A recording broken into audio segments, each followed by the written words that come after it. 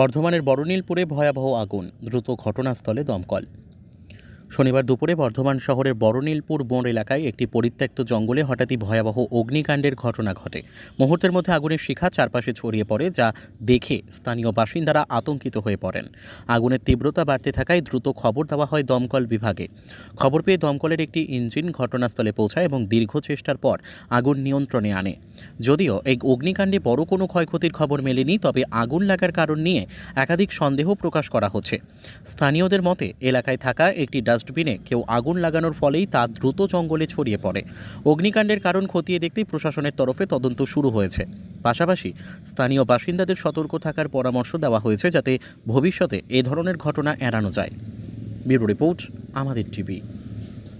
এইখানে প্রথমে সকাল থেকে আগুন ধরেছিল, ধরে তারপরে আগুনটা নেভানোর চেষ্টা করা হয়েছিল, কিন্তু আগুনটা নেভানো গেল না। তারপরে ওই ফায়ার ব্রিগেড ডাকা হলো। কোথায় আগুন লেগেছিল? এইটা হচ্ছে বড়নীলপুর। না কোনো বাড়িতে আগুন লেগেছিল না? বাড়িতে না, একটা ফাঁকা জমি ছিল, ওখানেই আগুনটা লেগেছিল। কি থেকে আগুনটা লেগেছিল মনে হলো? কি থেকে আগুনটা লেগেছিল বলতে, সকালে ময়লা ফেলার লোকজন আসতো, ওরা ওইখানে মানে ভুলবশত একটা কিছু আগুন হয়তো চলে গেছে ওখানে, তারপর থেকে দাও দাও করে আগুনটা জ্বলছে। পুরো বাগানটা জ্বলছিল? না, পুরো বাগানটা একটু অল্প অল্প করে জ্বলছে, নিচ্ছে এরকম। দিয়ে ফায়ার ব্রিগেড এসেছে?